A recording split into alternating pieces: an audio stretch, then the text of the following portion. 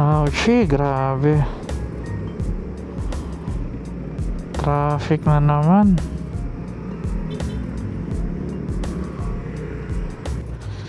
Ha, yeah, ang bigat mo, Figo.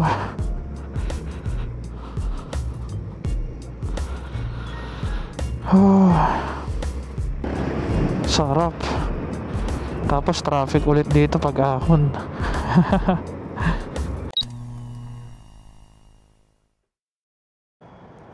Alright, hello guys, it's me, Casual Riding TV, and we're back with another vlog. Good afternoon. Dito ako napiling mag-intro kasi tingnan nyo naman, why not, diba? Ang ganda ng view.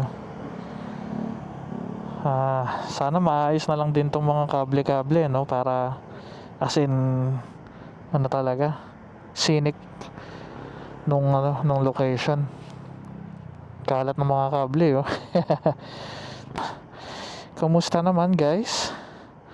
Hindi nakalusot yung area na yun sa vandalism, oh. Saya, kumusta naman ang mga weekend nyo? Sana na-spend nyo siya ng maganda, no? With family or friends, or kahit just by yourself.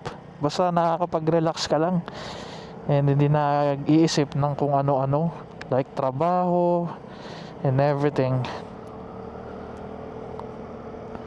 So right now, pababa tayo sa bayan kasi nautusan tayo ni Ermat na bumili ng bigas dun sa kaibigan niya sa palengke. Walang kotse kaya ako yung nautusan. Sasakay natin siya dito kay Figo. Kaya naman siguro nung rack natin, no? Malalaman natin mamaya. And also, since nasa bayan na rin tayo, it's a 30 to 40 minute ride. Siyempre susulitin na rin natin. Gawa na rin tayo ng mga bagay-bagay para sa sarili natin, like pagupit, ganyan. And dadalang ko din ng food yung daughter ko. Dalang ko ng merienda. Kanina grabe yung traffic, eh. Ngayon mukhang maluwag naman na. Pero minsan nakakapagtaka talaga kung paano siya nagta-traffic, no? Naku, may bata sa gitna. Delicate. So unahin na muna siguro natin magpagupit. Tapos pasok ulit tayo dito sa base para pumunta naman dyan sa Harbor Point. Burger King daw ang gusto ni panganay. So Burger King it is. First stop, first to go. So tatanggal tayo ng helmet dito. So for today's video, guys, na-miss ko kasing gumagawa ng mga video about sa mga bagay-bagay. I mean, yung mga videos natin before na when I talk about thoughts and emotions and mental health and stuff, you know, things na hindi related sa pagmumotor o sa pagra-ride. Okay, sorry, nakat yung usapan natin, no? Nagpagupit na kasi tayo. Hindi ko na-realize na ang lapit ko na pala. Alright, so balik tayo SBMA para sa Burger King naman ni Jillian.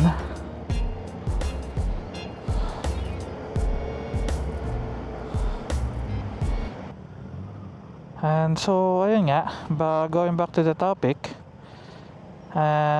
last night habang nagpapaantok tayo na nagbabasa ako ng libro, and medyo matagal ko na rin binabasa tong book na to, and merong part doon yung about setting values on how you live your life, no? Like good values and then bad values. So sinasabi doon na good values are things na you can control internally, like sa sarili mo lang, no? Like yung mga bagay na mayroon kang control, na kaya mong gawin in real time. Tulad ng pagiging respectful, ano pa ba, generous, yung mga ganong bagay, di ba? And bad values is yung mga values mo na wala kang control, na parang ano ba yung ginamit niyang word, na I forgot the word, but let's put it on the caption na lang, lalagay ko na lang. So bad values ay yung mga wala kang control, like kung ano yung iniisip sa'yo ng ibang tao, or setting standard, like yung standard mo society, yung ganyan, yung mga pagbibigay mo na importansya sa kung paano ka nakikita ng tao instead of kung paano mo nakikita yung sarili mo. So yeah, those things you can't fix, kasi the truth is you can never really please anyone. Laging may masasabi sa'yo, di ba? So yan yung pinakamalaking example ng bad values. So bili lang din muna tayo ng kape dito, tapos pasok tayo sa mall. Alright, so nabili na natin yung Whopper meal ni Jillian, and then cinnamon Danish na Ermat. Paborito niya yan eh. Wala tayong mabigay sa kanya for Mother's Day, so yeah, hindi naman siguro mabubuhos to, no? Yeah, malalaman natin kapag nabuhos na nga, but I think hindi naman. Yep, basta hindi siya mabubutas. So yeah, ngayon nga, sabi nga dun sa book na if we are setting bad values sa sarili natin, we're not gonna be truly happy, right? So kasama sa mga bad values is yung mga bagay na like chasing for material things, or for fame, for validation. Ayan, so kasama yan dun. Ang cute pa nga ng mga ng mga examples niya dun. May mga istorya siya sa book na mga real people na achieve yung goals nila sa buhay nung nagsimula silang baguhin yung mga priorities, no, or yung mga values nga nila, yung mga binibigyan nila ng halaga sa buhay. So yep. And yeah, forgiveness, yan. So isa yan sa mga good values. So sometimes we forgive not for those people who hurt us, but for us to move on, or para gumaan yung pakiramdam mo, di ba? Because when you are carrying so much weight, so much hatred and everything, oh boy, things can fall apart very easy, no? So marami tayong pinagdadaanan, and almost every day we have to forgive. Di ba? Kahit sa mga simpleng bagay. And just the other day nga, may kwento ko lang, habang nanonood ako ng mga videos sa newsfeed ng ng YouTube ko, nakita ako dun yung parang interview dun sa father na survivor dun sa nangyaring incident sa SLEX. Siya yung sakay nung van na merong 9 na passengers, including him. So nagising na lang siya sa hospital na ayun nga, wala na yung family and friends niya, and wala din siya masyadong maalala sa nangyari talaga. And ayun nga, he was asked kung ano yung masasabi niya dun sa driver ng bus station, and no boy, magugulat kayo sa sinabi niya. As in, straight up sinabi niya or sumagot siya, hindi man lang nag-stutter. Pinatawad niya yung driver. Unang-una niyang sinabi is para sa authorities nga o sa government na nakiusap siya na wag daw ipasara yung bus company kasi marami daw umaasang pamilya doon. 'Di ba? See how selfless he is, no? Na ang iniisip niya is yung ibang tao, hindi yung kung ano yung nangyari sa kanya, no? Na marami daw umaasang pamilya sa trabaho ng mga, sabihin natin, mga asawa nila, ng mga driver, ganyan, conductor, plus of course yung mga bumabiyahe na ano, kasi ilan na lang naman ang mga bus company dito, di ba, na bumabiyahe ng malayuan.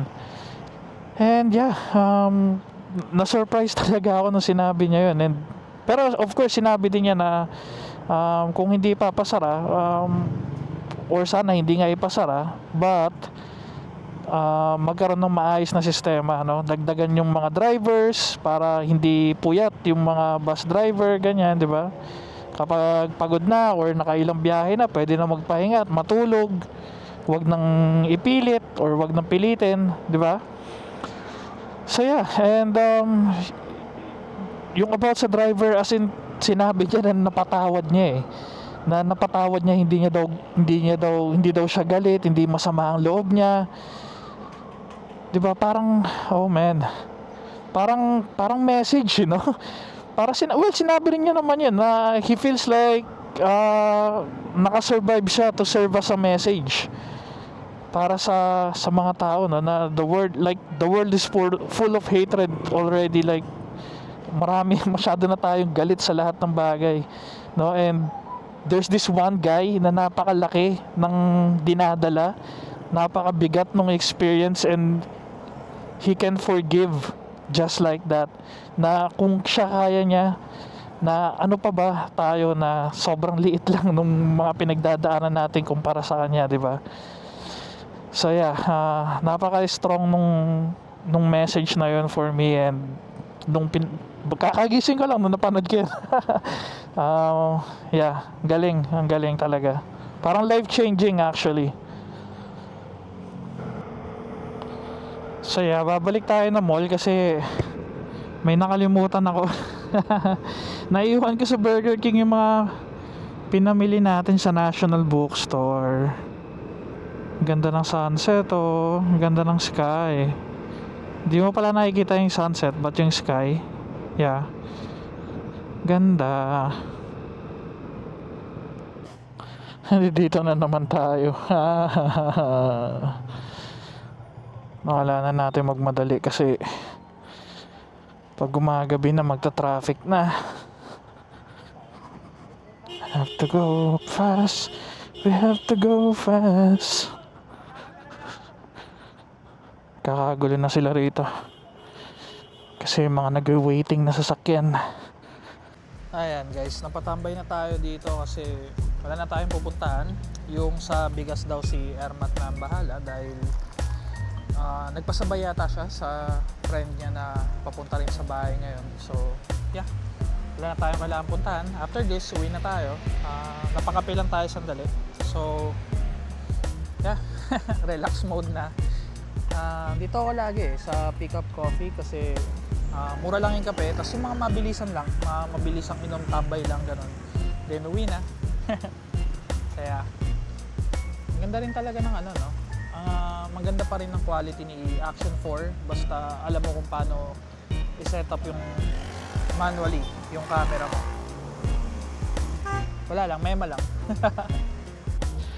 Alright, so we're ready to go home bago pa tayo abutan ng matinding traffic. Sunday rush hour. So yeah, I hope nagkaroon naman ng silbi yung kwentuhan natin, no? And thank you for accompanying me sa ride natin. It's always nice na nakakapagkwento habang nagra-ride. Let's end our vlog here now, guys, and I guess I'll see you on my next vlog. So closing remark, I don't know, I guess let's be kinder to ourselves, and yeah, one good deed at a time. Let's be a blessing to one another, sabi nga ni Brother Mike Bomac. Lagi niyang sinasabi sa mga end ng vlog ngayon, and it's nice, no? So yeah, again, thank you for watching, and if you're new to my channel, please do like and subscribe. Alright, I'll see you on my next vlog. Bye! Ride safe and stay safe, guys. Stop recording.